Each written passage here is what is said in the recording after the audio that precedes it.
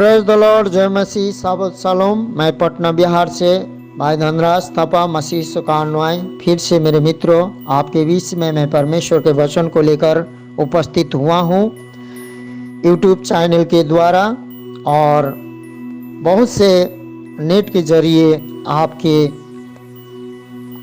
सम्मुख मैं परमेश्वर के वचन पहुँचाने का कोशिश और प्रयास जारी कर रहा हूँ।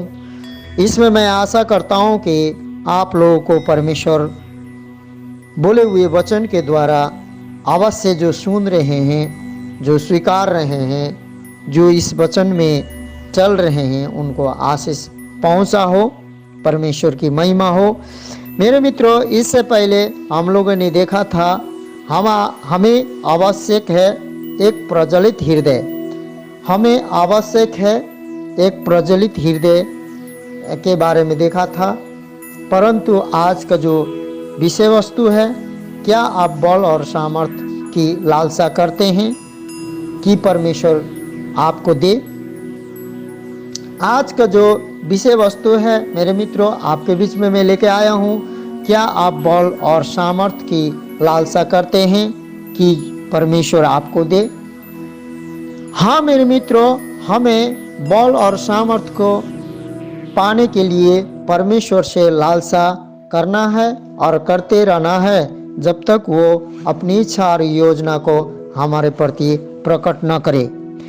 एक मसीह विश्वासी या अगुआ होने के नाते आपके लिए, मेरे लिए स्वाभाविक है कि परमेश्वर की सामर्थ आप पर, हम पर ठहरने और हमारी सेवकाई में प्रमाणित होने के लिए लालसा करते हैं मेरे मित्रों। हालेलुया।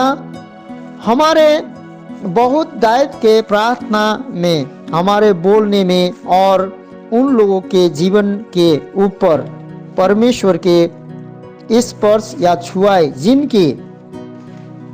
जिनकी आप और मैं सेवा करते हैं और अधिक सामर्थ्य की लालसा करते हैं।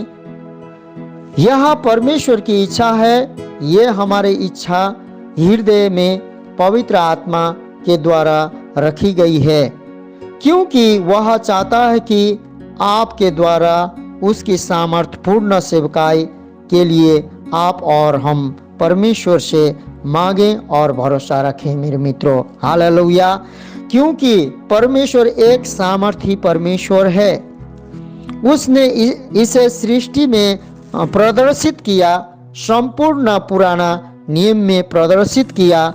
प्रदर्शित के दौरान परमेश्वर ने उसकी सामर्थ इस्राएल के अगुओं में, इस्राएल की मिस्र से छुटकारे में और भक्त राजाओं तथा भविष्यवक्ताओं में प्रदर्शित किया। हालेलुया। मेरे मित्रों, वह अभी भी वो सामर्थ उसके लोगों के ऊपर प्रदान करना चाहता है और करता है। यहोवा अपनी प्रजा को बल देगा। भजन संगीता 29:11 में लिखा है। आइए पढ़ते हैं। यहोवा अपनी प्रजा को बल देगा। यहोवा अपनी प्रजा को बल देगा। जिस दिन हम मसीह यीशु को ग्रहण करते हैं मेरे मित्रों, प्रजा से भी बढ़कर हम मसीह यीशु में जिस दिन ग्रहण करते हैं, उस दिन हम जितनों ने मसीह यीशु को ग्रहण किया उसे परमेश्वर पिता ने संतान होने का अधिकार दिया। उन्हें किसने? परमेश्वर पिता ने। तो मेरे मित्रों, आज हम पुराने नियम में परमेश्वर अपने प्रजा को बल देने के लिए तैयार था, तो नया नियम में मसीह यीशु के द्वारा संतान को पूरे अधिक बल और अधिकार देने के लिए तैयार है। ये पवित्र आत्मा के द्वारा, मसीह यीशु के बलिदान के द्वारा और पवित्र आत्मा के द्वारा ये 2 गुना भाग में आया है मेरे मित्रों। क्योंकि गलती 3:13 कहता है, जो काठ में टांगा गया था वो श्रापित होना था। श्रापित को काठ में टांगा जाता था, वो सलीब में टांगा जाता था, वो मसीह यीशु को टांगा गया था। और वो इसलिए टांगा गया था काठ में जो हमारे पूर्वज के श्राप और हमने खुद किए हुए पापों के लिए टांगा गया था मेरे मित्रों। और उसने हमारे पापों को ले लिया। उसके लहू बहाने के द्वारा हम जब विश्वास करते हैं तो 14 पद में गलतियों 3 का 14 पद में लिखता है, परमेश्वर ने अब्राहम से किया हुआ प्रतिज्ञा पवित्र आत्मा का 2 गुना भाग हमें लौटा दिया है। इसीलिए यहाँ पर बोलता है यहोवा अपनी प्रजा को बल देगा, परंतु मैं ये विश्वास करता हूँ परमेश्वर अपने प्रजा को बल के साथ साथ अब मसीह यीशु के द्वारा हमें अधिकार भी देगा। यहोवा अपनी प्रजा को शांति का आशीष देगा। मेरे मित्रों, शांति का आशीष, क्योंकि यीशु मसीह जन्मने से पहले गाब्रिएल स्वर्गदूत आया और आकर कुंवारी मरियम को कहा कि तू एक पुत्र जनेगी, उसका नाम होगा इमानुएल। इमानुएल का मतलब परमेश्वर हमारे साथ है, और वो शांति का राजकुमार पैदा लेगा। उसका मतलब है कि शांति को आशीष देगा। यहोवा अपनी प्रजा को शांति की आशीष देगा। शांति की आशीष जो है हमें मसीह यीशु में ही, जो शांति का राजकुमार, जो स्वयं यीशु मसीह था, जो हमारे साथ है और सदा सर्वदा था और है और रहेगा, और हमें सदा सर्वदा अपने साथ रखने वाला वही शांति परमेश्वर यीशु मसीह जो संसार नहीं देता है, वो शांति हमें दिए जाने चाहता है, दे देने चाहता है। मेरे मित्रों, यीशु ने कहा जो संसार शांति नहीं दे सकता है, वो संसार मैं तुम्हें शांति दिए जाता हूँ। मेरे मित्रों, वो शांति संसार के जैसा नहीं है। उसी बातों को यहाँ पर यहोवा अपनी प्रजा को बल देगा, यहोवा अपनी प्रजा को शांति की आशीष देगा बोल के भजन संगीता 29 का 11 में लिखता है। हालेलुया। इसलिए मेरे मित्रों, वह स्वयं ही बल उसके लोगों की ताकत है। मेरे मित्रों, भजन संहिता 28 का 7 और 8 भी, भजन संगीता 28 का 7 8 भी हम लोग पढ़ते हैं कि क्या बताता है, यहोवा मेरा बल और मेरी ढाल है। मेरे मित्रों, यहोवा हमारी बल और हमारे ढाल है। यीशु मसीह जो हमारा, जिस दिन हम विश्वास करते हैं, हम परमेश्वर यीशु मसीह हमारा विश्वास का जो है, जिस दिन विश्वास करते हैं वही मसीह हमारा ढाल बन जाता है। इसलिए यहोवा मेरा बल और मेरा ढाल है बोल के भजनकार बोलता है। उस पर भरोसा रखने से मेरे मन को सहायता मिलती है। मेरे मित्रों, यहाँ पर बोलता है उस पर, जो किस पर, जो परमेश्वर पर हम भरोसा रखते हैं, रखने से मेरे मन को क्या मिलता है? सहायता मिलती है। क्योंकि भजन संहिता 121 का प्रभु बताता है, एक में वचन बताता है, दाऊद कहता है, मैं अपने आँखों को स्वर्ग की ओर उठाता हूँ, मेरा सहायता मदद कहाँ से आएगी? स्वर्ग और पृथ्वी सृजनहार परम प्रधान परमेश्वर सेनाओं के यहोवा की ओर से आएगी। इसीलिए मेरे मित्रों यहाँ पर बोलता है कि उस पर भरोसा रखने से मेरे मन को सहायता मिलती है। फिर बोलता है इसलिए मेरा हृदय प्रफुल्लित है। क्यों हृदय प्रफुल्लित है? क्योंकि उसने जो भी सहायता मांगा, जो भी कठिन में था, जो भी मुश्किल में था, परमेश्वर ने उसका सुन लिया है। इसीलिए उसका हृदय क्या है? प्रफुल्लित है। आज मेरे मित्रों, हम में पवित्र आत्मा जब आ जाते हैं तो स्वर्गीय इच्छा योजना परमेश्वर का हम पर प्रकट होती है, तो हम भी, हमारे हृदय में हम परमेश्वर के आनंद से और परमेश्वर के शांति से और परमेश्वर के बल से और परमेश्वर के शक्ति से हम प्रफुल्लित होते हैं। और फिर आगे क्या बोलता है? और मैं गीत गाकर उसका धन्यवाद करूंगा। किसका? परमेश्वर यहोवा का। प्रफुल्लित होने के बाद, उसका आवश्यकता पूरी होने के बाद वो क्या करेगा? गीत गाकर उसका धन्यवाद करेगा। और फिर यहाँ बोलता है 8 में, अपने यहोवा अपने लोगों की सामर्थ है।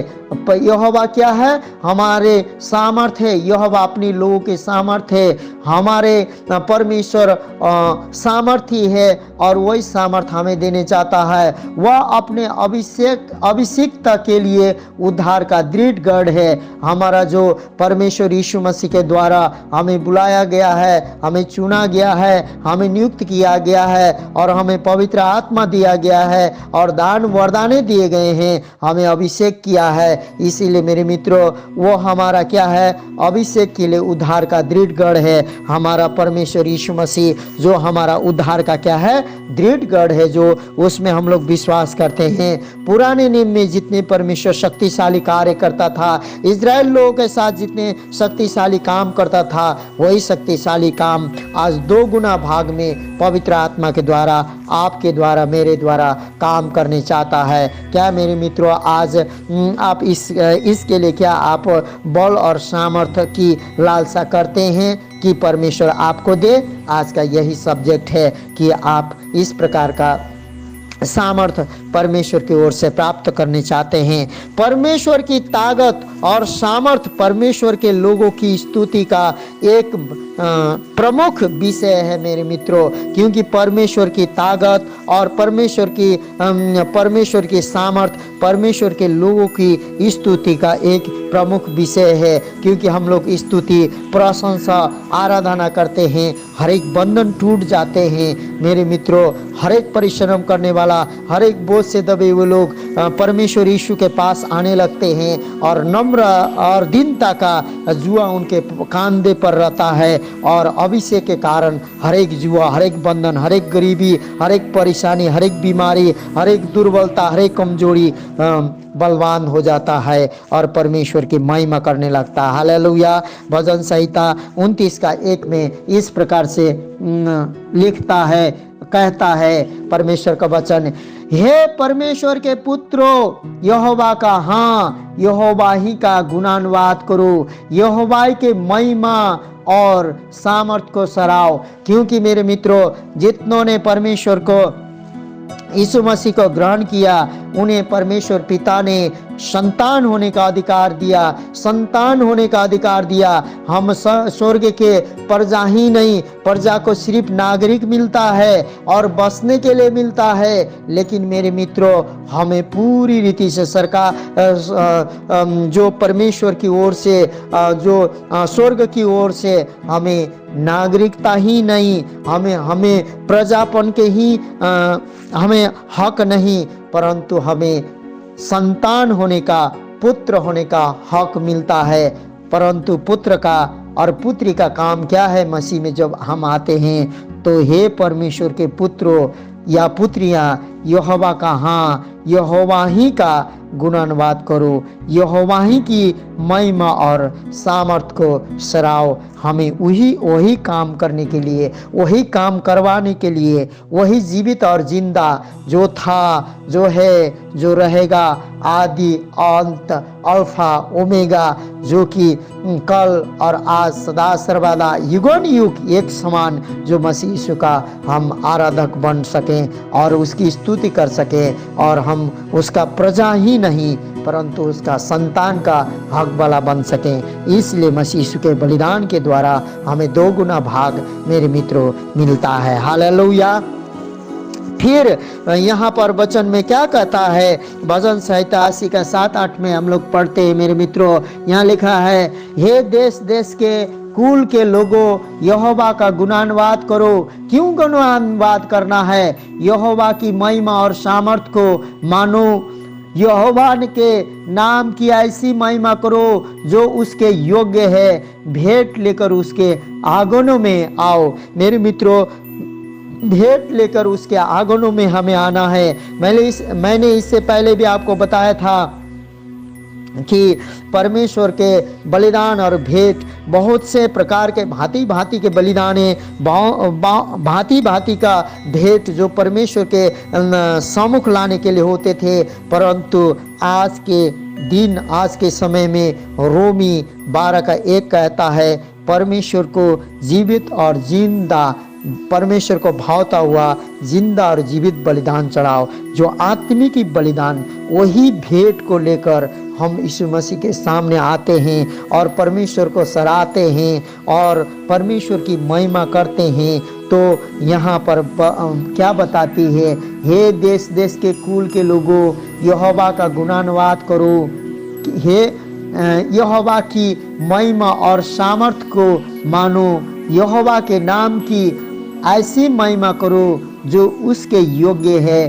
भेंट लेकर उसके आंगनों में आओ। मेरे मित्रों, आज बलिदान भेंट लेकर परमेश्वर के सम्मुख हर कोई आए और उसका प्रेम को, उसके दया को सराहे और उसके गुणानुवाद करे और उसके सामने प्रफुल्लित रहे। यही पवित्र आत्मा चाहता है। इसीलिए यीशु मसीह के नाम से जो भी हम मांगते हैं, यीशु ने कहा, मुझ में बने रहो, मैं तुम में बना रहूँगा, मेरा वचन तुम में बना रहे, जो कुछ भी मांगो दिया जाएगा। पहले मेरे मित्रों, हम परमेश्वर के राज्य के खोजी करते हैं, बाकी धार्मिकता में हमें सब कुछ दिया जाता है। क्योंकि हम लोग बुरे होकर यदि अपने बच्चों को अच्छी वस्तुएं देने चाहते हैं तो स्वर्गीय पिता पवित्र आत्मा मांगने वालों से कितना बढ़कर देगा मेरे मित्रों। इसीलिए आज परमेश्वर के गुणानुवाद करने के लिए और परमेश्वर की महिमा करने के लिए, उसके सामर्थ को मानने के लिए और यहोवा के नाम की ऐसी महिमा करने के लिए और उसके योग्य भेंट लेकर हम उसके पास जाएं बोलकर हमें पवित्र आत्मा अगुवाई करता है, वचन को समझाता है और वचन को सुनने समझने में और परमेश्वर के पास जाने में।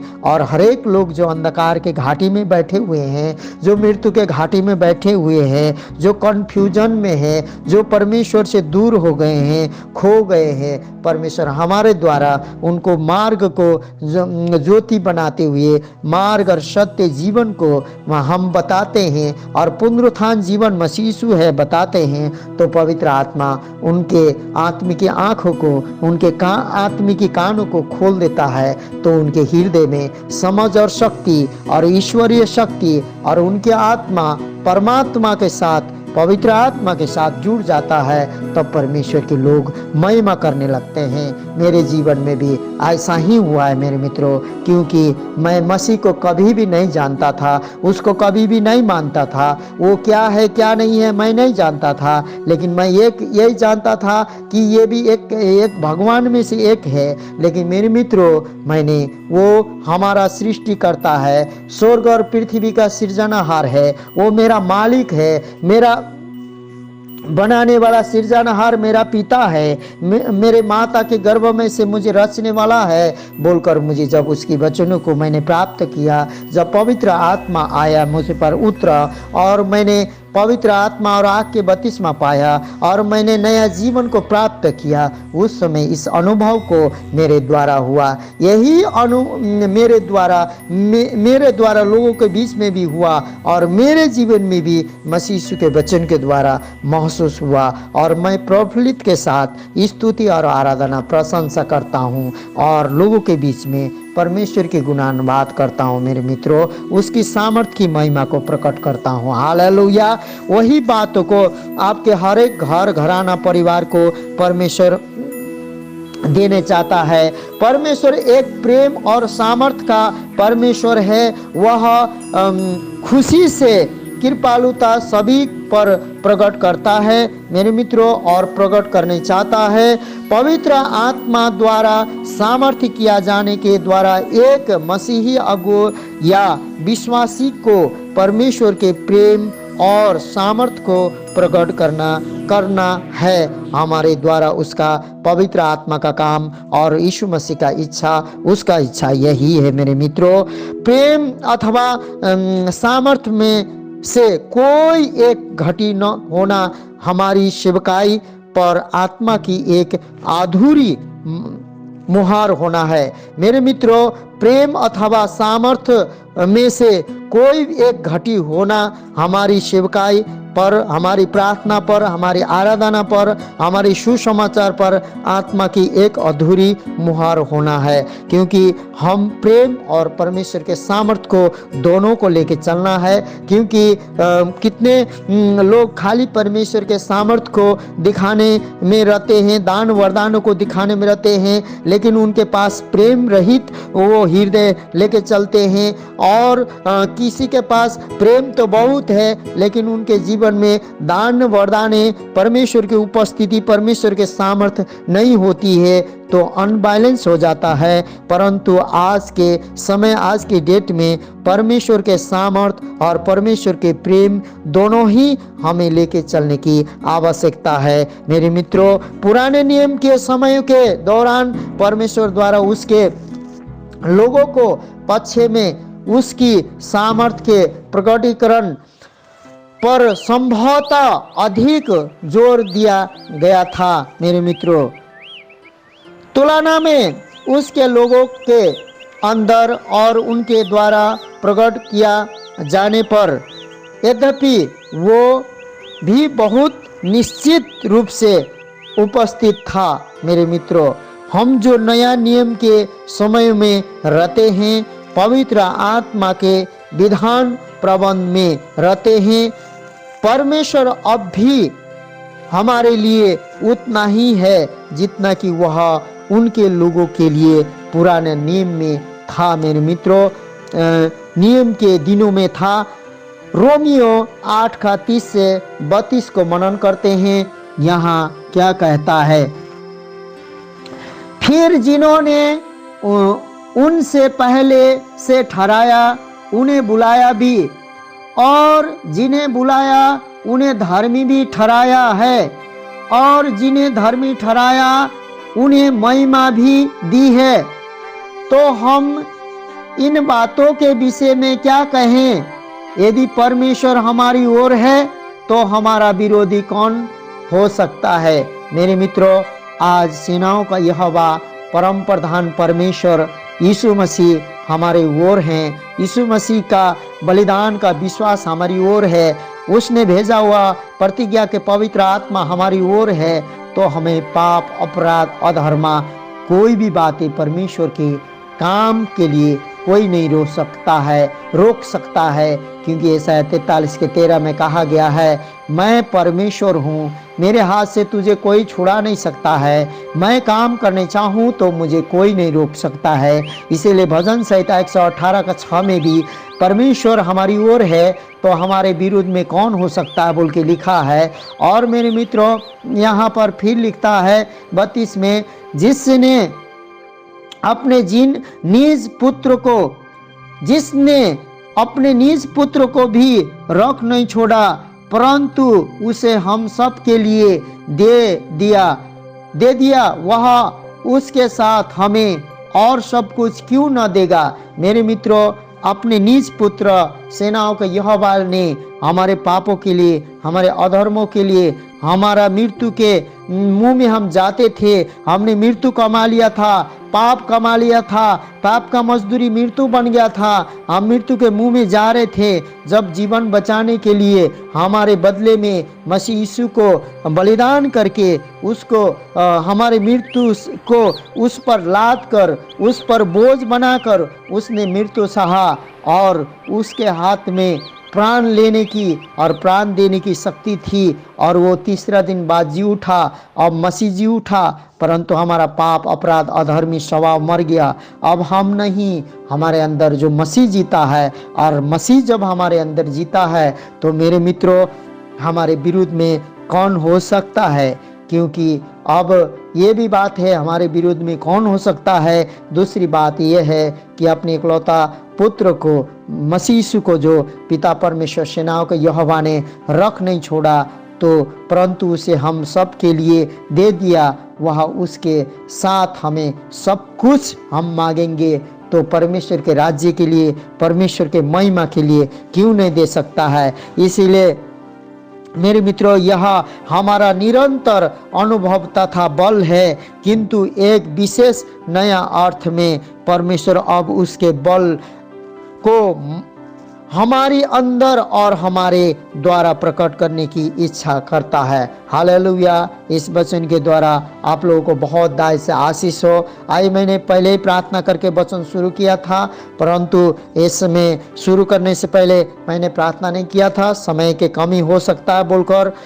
आइए परमेश्वर की महिमा हो इस समय इस वचन के द्वारा आप लोगों को आशीष दे। पिता पुत्र पवित्र आत्मा त्रिएक परमेश्वर, जितने लोग भाइयों बहनों इस वचन को सुनते हैं, तेरा वचन देधारी पवित्र आत्मा का अभिषेक सामर्थ्य से भर जाने पाए, और जितने वचन यहाँ पर लिखा गया है परम प्रधान परमेश्वर रोमियो 8 का 30 से 32 के अनुसार, परम प्रधान परमेश्वर तेरी अभिषेक, तेरी सामर्थ्य, तेरी दया और तेरी करुणा को हर एक भाई बहन, हर एक संतगण जो भी वचन सुनते हैं और उनके जीवन में तो क्रियाशील होकर पवित्र आत्मा उभर जा और भर जा, और परमेश्वर तेरी इच्छा और तेरी योजना उनके जीवन में पूर्ण रीति से प्रकट कर, और हर एक अलझन उलझन से उनको छुड़ा। यीशु मसीह के नाम से यही प्रार्थना और विनती मांगते हैं, ये वचन के द्वारा हर एक भाइयों बहनों को आशीष मांगते हैं। यीशु ख्रिस्ट के नाम से सुने और ग्रहण करे पिता। आमीन आमीन।